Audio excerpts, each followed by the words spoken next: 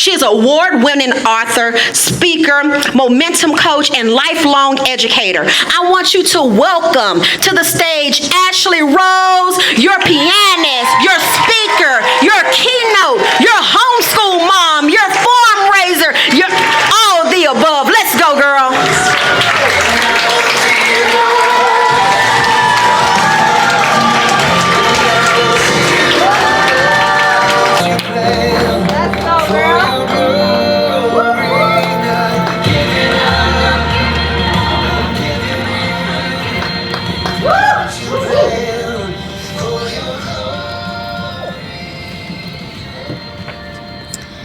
Stepping onto stage, heart pounding, mind racing, muscles engaged.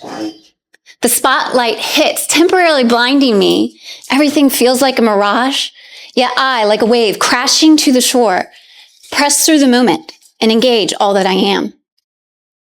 I take on the role of a performing artist. Every nerve in me seems to awaken, and I engage, and I persist, and I push on. It could have been a disaster. I could have held back, but instead, I let it drive me. So I dance, I sing, I play music. In this case, I speak. And for you all, your stages might look differently. Perhaps it's in being a parent, a mother, an entrepreneur. Perhaps you just love serving your community. But there's something here that is similar for us all, the pressure. And we have to ask ourselves, are we going to embrace that pressure? Are we going to retreat? Or are we going to rise? And so, as announced by our lovely MC, let's talk about root for a second. So, I want you to envision yourself as a tree. And there's these big, beautiful branches. Lovely leaves, perhaps some flowers, perhaps some fruits. And those represent maybe your identity, what you do in life. Maybe it's your relationship. Maybe it's your hobbies. Maybe it's your status. Maybe it's your goals and your dreams. And it fills the top of this big, beautiful tree that you are. But we all know storms come. And sometimes those storms, they totally destroy our top, dropping branches and leaves and fruit, and they can leave us so bare. And we can get pruned back so much that we don't feel like we're alive anymore. We don't feel like we're soaking in the light. We don't feel like we are soaking up all of everything around us that should be. And instead, we are left dry and bare. And so we have to ask ourselves, what actually stabilizes a tree? Is it its branches? No, it's its roots. And what's most important is realizing that through the storms come in life, and they tear us down, and they take things from us, and they rearrange all of our branches. What helps us to grow back isn't how big our branches are, it's how deep our roots are. And so I would like to present for you my Take Courage focus framework, because this is something I feel like God has given me over the course of my crazy season. And if I'm going to be real and honest, like I'm that tree that's pretty bare at the top right now. So I've had some horrible storms come through, and I'm just gasping for air. And I've really had to dig deep myself, and I've had to examine my root structure and say, okay, my faith is down here for sure. That is my number one root structure. But what else is there to nurture me? And kind of shifting to something that you guys can all relate a little bit, because we each have our own unique stories, which are very important, and I'm very thankful for the space to share that. But we live in the most distracted era of all human history. Yes. All right. And just going to throw out a few stats there. Right now, the average human attention span is only 8.25 seconds. That's shorter than a goldfish. I find that embarrassing. The goldfish are showing us up over here. And right now, at the rate that we are going in our distraction, and yes, our devices are a huge part of that, but it's not just our devices. The average human will lose 15 to 20 years of their life in distractions. That should be a wake-up call. Think of all those dreams, all those hopes, all those ambitions, all those connections, those relationships. Is that something that you really want to give up? Or do you want to reclaim those? Do you want to reclaim 15 to 20 years of your life? Yes. I think everybody, if we would have this wake-up call, would say yes. And it comes in all those small little steps. It comes in those small little steps and those habits. So focus. We have to learn to push past the distraction, find clarity, and find focus in each day that will drive us in a progression that will dig our roots deep down, that will grow our branches big and beautiful. And so find your goal. That's the first thing to do. Most people don't realize that, they're like, oh yeah, I have goals. You have goals. They have goals. We all have goals. But have you actually named that goal? Have you actually written it down? Can you actually verbalize it? So imagine with me, some of you can go there, some of you cannot. Couple years back, if you wanted to go somewhere a couple years ago, you had to pull out one of those paper maps and you spread it across the whole dining room table, got out your little highlighter and your pen, and you tried to find your little town, and you tried to find where you wanted to go. And then you took your highlighter and you tried to mark out your map. And it was crazy. The roads may or may not have actually existed or been under construction. There might have been an avalanche. There was just, it was a adventure for sure. And nowadays, we don't have those maps as fun as they were. We have GPS systems. So we get in our car, and the first thing you do when you sit down is you plug in your destination. Right? Okay? And oh my goodness, we are so blessed to have the exact route. If there's road closures, if there's an accident, if there's time delays, all of that. My phone on the way here kept telling me there might be a storm. There might be a storm. You need to watch out. I'm like, oh, okay. But we have that now.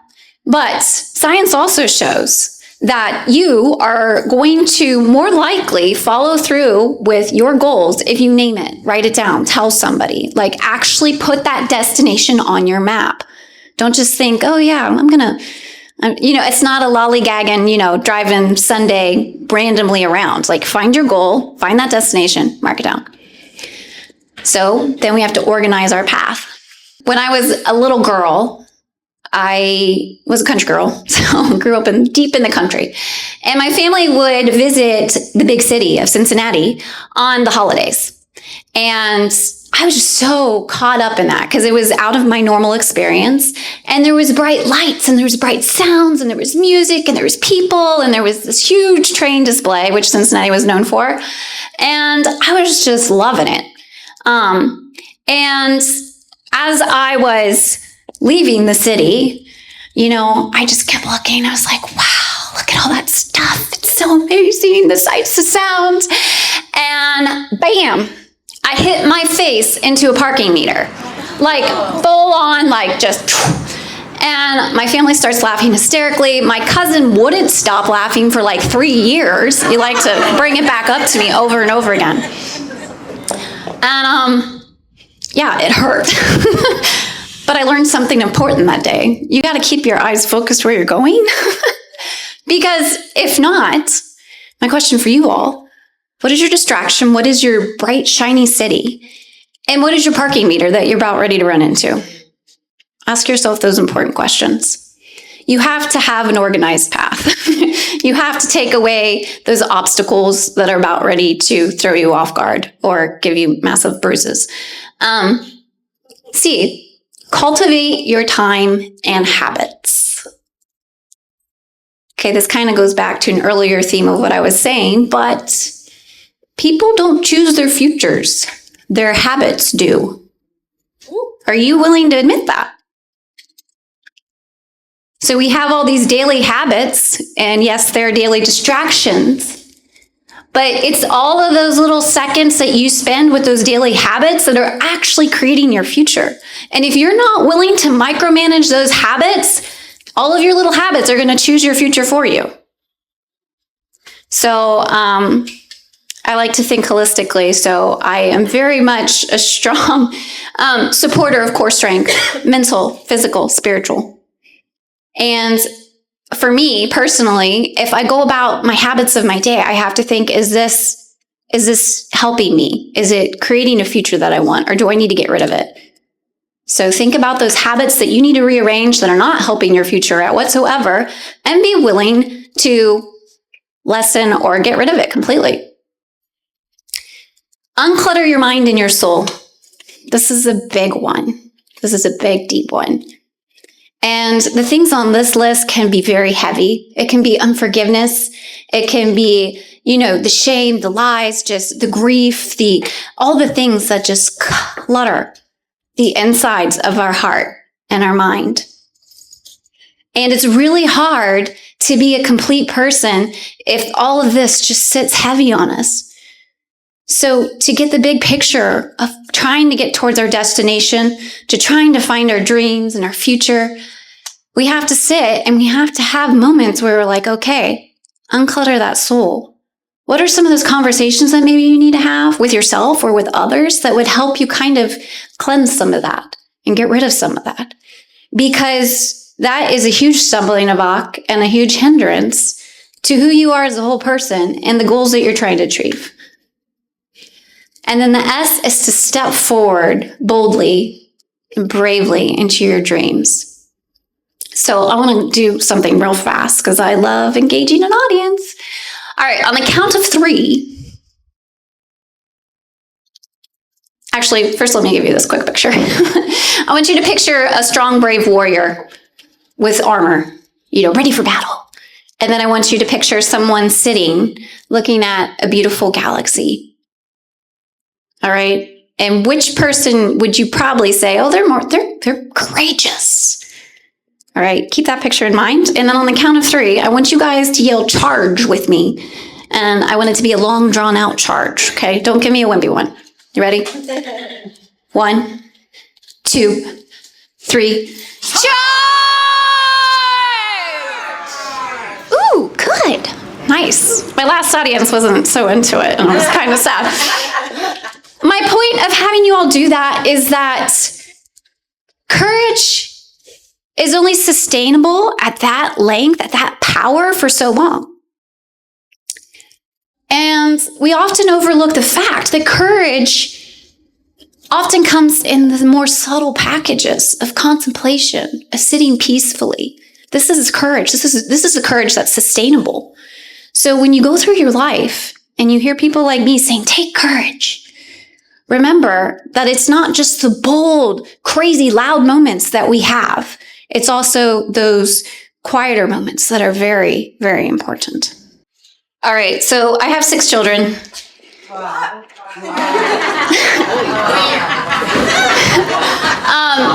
birthed 5 of them and 1 is adopted from Ethiopia. But anyways, 2 of them got married this summer. It's like, good grief, could you have spread it out? And my second daughter actually got married first, and then my older daughter just got married last Saturday. Anyways, we were up in the loft, and I was hiding my daughter. Her name's Evelyn. And I was wearing these shoes. All right. You look at these suckers, you can now see they look like ducks or something. They were beautiful, but they no longer serve their purpose. And it was literally 1 minute before the wedding started. And I'm walking down the stairs because my daughter's coming behind me, trying to hide her, and they just rip. Wow. And I was like, crap, what am I do? But you see, the night before, I had given my sister a pair of shoes to borrow. She flew in from California. And so I saw her and I'm like, look, I was like, we got to trade right now. It's like, okay. I was like, sorry about that, but you're not walking down the aisle first. So, we'll be okay. And so I swapped with her. And the reason I share this story is because it hit me. I was like, you know what? What we have in life we need to be willing to share with others. We need to be willing to invest in others and give to others, because there might come a time that our feet are literally ripped out from underneath of us. And if you have that group of people that are around that can give something back, let you borrow a little bit of their strength at the time, this is an important lesson for me, and I'm still contemplating it. And to finish out, I'm an author. I also write poetry, so I want to read you this because it sums up everything that I'm trying to say in a quick 15 minutes. Take courage. Take courage with strength deep in your core to take first steps that yearn to endure. The moment is now to find your beat. Moment takes rise with glide of your feet. Take courage, you have the ability to soar. Your unique gifts are needed, time to implore. Live this season as if it might be your last. Purpose and rhythm aligned with each task. Take courage, be brave, for now is your time. To grow and inspire is fruit of your climb. Each life matters, filled with beautiful calling. Compassion and confidence will fuel you to quit stalling. Take courage, your pain is valid and real, and mold your perspective in all that you feel. But don't let it bury and weigh you too down. Learn to move forward, fruit fed upon roots in the ground. Take courage and find the color of your soul. Be attentive and kind. Can you feel your heart's pull? No more doubt or fear trying to drive. Just your dreams, your future, your time to thrive. Yeah. Let's give it up for Ashley.